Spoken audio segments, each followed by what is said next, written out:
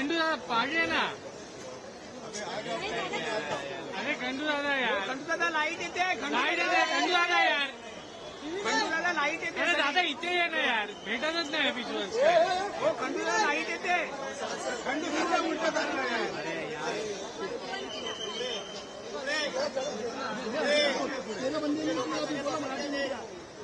यार मागे हो ना, मागे हो ना. अरे मागे हो ना यार.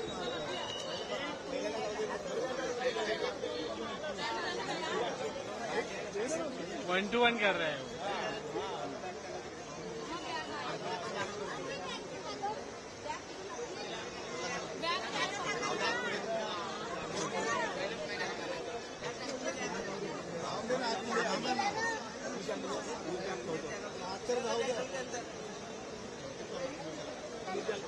काय दिसत नाही आणि त्यांची ऑपोजिट लाईट आहे.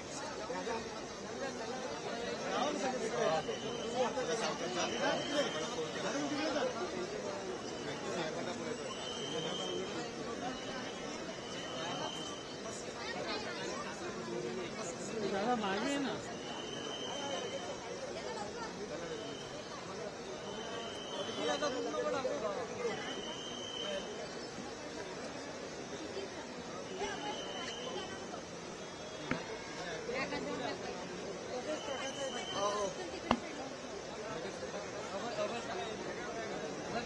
तिकडून घ्या, तिकडून घ्या.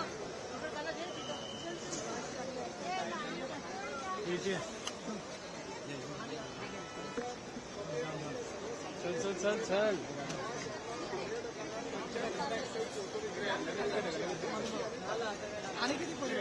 अरे थांब. अरे अरे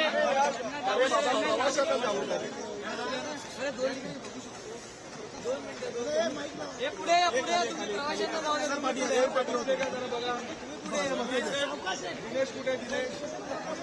मी कुठे करतो. प्रवासी आलेले आहेत, मुंबईपर्यंत सुखरूप आलेले आहेत. आता पुढचा प्रवास देखील तुम्ही एसटी महामंडळाच्या वतीने आहे, कशा पद्धतीने हा सगळा प्रवास असणार आहे. प्रामुख्यानं मी शिंदे साहेबांनी आम्हाला सगळ्यांना मंत्र्यांना आदेश दिले होते आणि माझ्याकडे MSRTCचं खातं असल्याकारणानं माझ्यावर फार मोठी की काश्मीरवरनं श्रीनगरवरनं जे प्रवासी इथपर्यंत येत आहेत त्यांना त्यांच्या घरापर्यंत सोडण्याची जबाबदारी शिवसेनेच्या वतीनं आम्ही स्वीकारलेली आणि त्या माध्यमातून ही बसेसची व्यवस्था आम्ही केलेली आहे. एसी बसेस सगळ्या प्रवाशांना देतोय. काही प्रवासी पुण्याचे आहेत, काही नाशिकचे आहेत, काही संभाजीनगरचे आहेत, काही नागपूरचे, हिंगणघाट आणि वर्धा यवतमाळचे, पुलगावचे फार मोठ्या प्रमाणात प्रवासी आहेत, जवळजवळ 45 आहेत. तर जिथे जिथे शक्य आहे तिथे तिथे आम्ही बसेस पाठवतोय. मुंबईच्या आणि ठाण्याच्या प्रवाशांना पण आम्ही विचारलं, पण त्यांचं असं म्हणणं आहे की आधी आमच्या प्रवाशांना तुम्ही सोडा. आम्हाला इथपर्यंत शिंदे साहेबांनी सोडलं ही आमच्या दृष्टीने फार मोठी गोष्ट आहे. आम्ही इकडनं टॅक्सीने सुद्धा घरी जाऊ शकतो. त्यामुळे त्यांचा मुंबईच्या प्रवाशांचा, ठाण्याच्या प्रवाशांचा विचार आम्ही केलेला नाही. आम्ही केला होता, परंतु त्यांनीच ते मान्य केलं नाही. आम्ही आमच्या गाडीने जाऊ असं ते म्हणाले. त्यामुळे जे प्रवासी आता येत आहेत त्यांना त्यांच्या घरापर्यंत पोहोचवण्याची जबाबदारी जी आहे शिवसेनेच्या वतीने एकनाथ शिंदे साहेबांनी आमच्यावर जबाबदारी दिलेली आणि ती आम्ही पार पाडतोय. साधारणतः 270 ते 280 प्रवासी आलेले आहेत. काही प्रवासी स्वतःहून जात आहेत. त्यांच्या मुंबईमध्येच ते आणि ठाण्यामध्येच राहत असल्याकारणानं त्यांच्या आमच्याकडे काही काउंट नाहीये, परंतु लांबच्या प्रवाशांचं काउंट आहे. त्यानुसार जवळजवळ 260 ते 270 प्रवासी होतील. नाही आता काही आहे, कारण शिंदे साहेब सुद्धा आता रात्री येत आहेत. काही प्रवासी अडकलेले नाही आहेत. काही चुकून जर काही राहिले असेल तर त्यांची व्यवस्था सुद्धा राज्य शासनाच्या वतीनं आणि प्रामुख्यानं एकनाथ शिंदे साहेबांच्या वतीनं सगळ्यांसाठी करण्यात आली. ज्या पद्धतीने हा सगळा प्रवास आहे, खरं तर काही प्रवासी आता सांगत होते की आम्ही अवघड प्रकार झाला तिथून अर्ध्या तासावर होतो. काही म्हणतात की आम्ही कुठून जर निघालो त्यानंतर ते दाम्पत्याचे फोटो बघितलेले. काय तुम्हाला देखील, तुम्ही देखील आतमध्ये गेला होता, त्यांच्याशी काही चर्चा नाही, अतिशय बघा बिचारे सगळे रडत होते. म्हणजे शेवटी भावनाविवश होतात लोक आणि अशा प्रसंगी जो देवासारखा धावून जातो, भले राजकीय पक्षाचे नेते जरी कोणी असेल तरी त्यांना तो देवासारखा वाटत असतो. मी तर काही काम केलेलं नाही, फक्त माझ्या शिवसेनेच्या पक्षप्रमुखाने मला जी जबाबदारी दिलेली ती पार पाडायला एअरपोर्टवर होतो. पण मला बघून सुद्धा बिचारी सगळी लोक रडायला लागली होती की आमच्या आयुष्यातला अतिशय दुःखद प्रसंग होता आणि या प्रसंगामध्ये एकनाथ शिंदे साहेब देवदूतासारखे आमच्याकडे धावून आलेत. आमच्या दृष्टीनं हा महत्वाची जबाबदारी त्यांनी पार पाडलेली आहे. आम्ही कधी आयुष्यामध्ये विमानामध्ये बसलो नव्हतो, आम्हाला विमानामध्ये त्यांच्यामुळे बसायची संधी मिळाली, अशी सुद्धा भावना काही लोकांनी व्यक्त केलेली आहे. फक्त प्रश्न असा आहे की सुखरूप प्रवाशांना त्यांच्या इच्छित स्थळी घरापर्यंत महाराष्ट्रातल्या लोकांना पोहोचवायची जबाबदारी जी आहे ती शिवसेनेच्या वतीनं शिंदे साहेबांना आमच्यावर दिलेली आणि ती आम्ही पार पाडतो. तर तुम्ही सुद्धा आता एक गोष्ट म्हणाला की काही नागरिकांनी किंवा पर्यटकांनी असं म्हटलं की विमानात बसायची इच्छा होती आणि ती पूर्ण झाली. सकाळी असंच वाक्य जे आहे ते मी त्यावरनच म्हणालो की खासदारांनी असं वाक्य वाटलं त्याचा एवढा बाऊ करण्याची गरज नाही. ह्या प्रवाशांच्या भावना आहेत. त्यांनी मला स्वतः सांगितलं, मला एका पत्रकाराने विचारलं की तुमच्या खासदारांनी अशा अशा प्रकारचं वक्तव्य केलेलं आहे. तर मी तेच म्हणालो की त्यांच्या भावना प्रवाशांच्या ज्या आहेत त्या त्यांनी माझ्याकडेही अशा व्यक्त केल्या, त्या खासदारांकडे व्यक्त केल्या असेल. त्यामुळे त्याचा एवढा बाऊ करायचा गरज नाही. आणि मला असं वाटतं की आता सगळे प्रवासी सुखरूप मुंबईला आलेले आहेत. ते लहान लहान मुलं म्हणजे अगदी 2-2.5 वर्षाच्या मुलांपासून ते लहान बाळांपर्यंत सगळी बिचारे इकडे पोहोचलेले आहेत. आमच्या दृष्टीने ती फार महत्वाची गोष्ट आहे. आणि आज परत एकदा पूर्ण देशाला एकनाथ शिंदे साहेबांनी दाखवून दिलेलं आहे की जिकडे अनाथांचा नाथ एकनाथ जे म्हणतात ही वस्तुस्थिती आहे. जिथे कोणी नाही तिकडे एकनाथ शिंदे आहेत.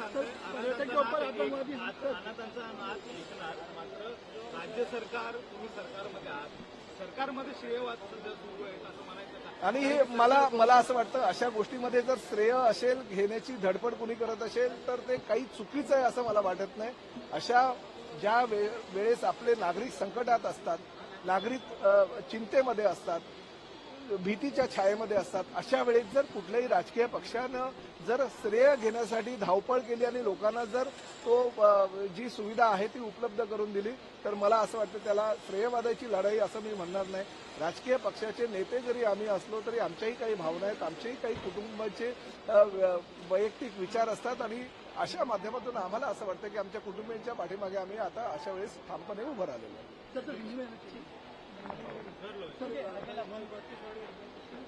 हाँ अकेला ही सबको. हे सगळे पोचले का आतमध्ये बघा. बाईट मध्ये मागे उभे राहून का काउंट करा जरा किती झालेत. हे अभिजित आहे. सर हमने देखा कि प्रत्येक जगह आतंकी हमला हुआ, जिसके बाद सरकार ने अरेंजमेंट किया फ्लाइट का, अब आपने शीनरी बस का भी किया है एज अ मिनिस्टर ट्रांसपोर्ट. क्या कहना चाहते हैं, कैसे देखते हैं आतंकवादी हमले? नहीं, मैं अपने आप को खुशनसीब समझता हूं कि मैं ऐसे जो परिस्थिति है उस परिस्थिति में मैं इन लोगों के काम आ सका. हमारे पार्टी के प्रमुख और राज्य के उप मुख्यमंत्री आदरणीय एकनाथ शिंदे जी 3 दिन से वहीं पे है और ऐसे भीषण परिस्थिति में वो हमारे महाराष्ट्र के लोगों के लिए एक देवदूत बन के खड़े हुए. और आज MSRTC का यानी ट्रांसपोर्ट मिनिस्टर के हैसियत से मुझे उन्होंने जिम्मेदारी दी कि जो लोग श्रीनगर से हम यहाँ पे भेज रहे हैं उनको, चाहे वो पूना हो, नासिक हो, संभाजीनगर हो, वर्धा के कुछ लोग हैं, पुलगांव के हैं, यवतमाल के हैं, हिंगनघाट के हैं, नागपुर के कुछ लोग हैं, तो उनको उनके जगह पे पहुंचाने की जिम्मेदारी जो है उन्होंने हमारे ऊपर दी है और वो हमें जिम्मेदारी जो है हम पूरी करें. तो आज हम खुशनसीब इसलिए अपने आप को समझते हैं कि एकनाथ शिंदे साहब जैसे एक नेता हमारा वरिष्ठ है और वो ग्राउंड लेवल पे जाके लोगों की सेवा कर रहे हैं. लोग बहुत ही आनंदी है, बहुत खुश है कि हमें यहाँ तक आने को मिला है. सर कितने पर्यटक टोटल लौट के वापस अभी आए इस फ्लाइट? करीबन 260 से 270 लोग अभी आ गए. दूसरा भी अभी फ्लाइट आ रहे हैं. शिंदे साहब भी रात को पहुंच रहे हैं. तो मेरे ख्याल से जितने भी महाराष्ट्र के पर्यटक अटके हुए थे वो अभी आ रहे हैं और कुछ अगर बचे रहेंगे उनकी भी जिम्मेदारी शिवसेना की पार्टी की ओर से एकनाथ शिंदे साहब ने ले ली है.